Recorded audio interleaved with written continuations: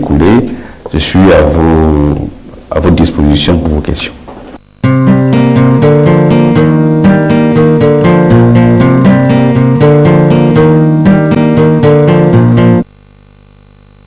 La question que je veux poser a un aspect politique. On ne va pas revenir sur l'agenda du chef de l'État. Nous qui faisons le reportage, on a remarqué que ça bouge de partout. Déjà à l'école, les enfants ont 3 semaines de vacances, pourtant c'était 5 jours prévus. Et politiquement, comment vous concevez le départ de M. René Desmaisons-Obiang? Et dans les coulisses, on disait qu'il y avait un rapprochement de la présidence qui lui demandait de se mettre en situation de neutralité s'il était temps qu'il parte. Et bon, de se mettre en situation de neutralité, donc en situation de centrisme, même si ce n'est pas reconnu par la Constitution, mais bon, c'est cela en tout cas qu'il a dit. Je voulais savoir quel est le point de vue de la présidence de la République, puisque c'est un haut cadre qui part à l'opposition, et on sait que M. René Desmaisons-Obiang a été de beaucoup de grands combats du PDG entre 1990 et 2007, s'il faut le dire. Comme beaucoup d'autres ont été de différents combats. Donc chacun ses combats et chacun ses engagements politiques. Ce qu'il faut retenir pour l'essentiel et pour répondre à vos questions, nous avons effectivement une situation qui perdure dans l'éducation nationale et dans d'autres secteurs de la vie, on va dire, sociale de notre pays, notamment dans le secteur public. Ce sont des situations qui sont regardées de très près. La semaine dernière, je vous disais qu'en fonction de l'agenda du chef de l'État, il recevrait le moment venu les syndicats. Mais les syndicats sont aujourd'hui en pleine discussion avec le gouvernement, des discussions, comme vous le savez, dirigées par le premier chef du gouvernement. Mais pour l'essentiel, de quoi s'agit-il? Il s'agit d'un certain nombre de revendications liées à la question de la rémunération. Laquelle question, je le rappelle, a été posée sur la table par le chef de l'État lui-même. En recevant les syndicats le 17 novembre 2014, il leur avait dit qu'il était prêt à discuter avec eux de la question d'une nouvelle grille de rémunération. Donc ça, vous le savez. Bien.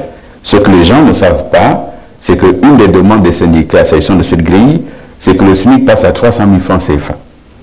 Ce qui, naturellement, à l'état actuel, amène le gouvernement à regarder toutes les marges possibles avant d'apporter une réponse. Mais c'est une demande formulée par les syndicats et qui n'a pas fait l'objet, jusqu'à présent, d'une réponse définitive de la part du gouvernement. Donc, les syndicats estiment que tant qu'eux n'ont pas de réponse, ils ne vont pas repartir en classe. C'est à vous de juger si ce comportement est responsable. En tous les cas, les discussions ont lieu actuellement et il n'est pas question, encore une fois, de laisser les enfants otages des revendications syndicales, salariales des uns et des autres. Donc, le gouvernement prendra les dispositions nécessaires et agira en temps utile lorsqu'il estimera qu'on a dépassé les dates et les délais convenus à de telles discussions. S'agissant de la question sur M. René Desmaisons-Obiang, oui, il a déclaré qu'il partait du Parti démocratique. Il sera remplacé aux fonctions qu'il occupait au sein du parti par un autre cadre du parti. La vie politique, elle est faite de ça. Hein. Il y en a qui arrivent, il y en a qui partent. Et donc, il ne faut pas dramatiser plus que cela un départ. Ce qu'il y a et qu'il faut retenir, c'est qu'il y a des départs qui font du bien. Qui font du bien parce que ça permet de faire en sorte que le champ politique soit plus libre, soit plus large, soit plus lisible. Lorsque quelqu'un n'est plus avec vous, il ne sert à rien qu'il pourrisse la situation à l'intérieur. Il vaut mieux qu'il soit clair et qu'il s'en aille. Et pour ce qui concerne le départ de M. Desmaisons, et puisque vous posez la question, vous lui rapporterez les propos de la présidence, face à face. Merci, M. Desmaisons. Merci parce que le type d'homme politique qu'il peut représenter, et ce n'est pas une question d'âge, c'est une question de conception de la politique, c'est un type dont Ali Bongo ne veut plus. C'est-à-dire le marchandage matin, midi et soir. Donnez-moi ici, sinon je fais malheur. Et que pour lui, Bitam n'existe pas. Bitam, c'est lui. Ah ben, Bitam, il y a d'autres. Voilà. Donc, la déclaration du mois d'août 2012, c'était de dire il n'y a rien à Bitam. Ah ben, Bitam, il y a des ministres. Il y a un ministre à Bitam. Donc, si M. Desmaisons quitte le PDG parce que Bitam n'a pas de ministre, c'est qu'en fait, parce que lui n'est plus ministre, puisqu'il y a un ministre à Bitam. Et je rappelle qu'à Bitam, il y a M. Nveban, qui est vice-président de l'Assemblée nationale, M. Ndometo vient d'être élu vice-président du Sénat. Il y a beaucoup de partenaires au Gabon qui auraient voulu avoir de telles possibilités.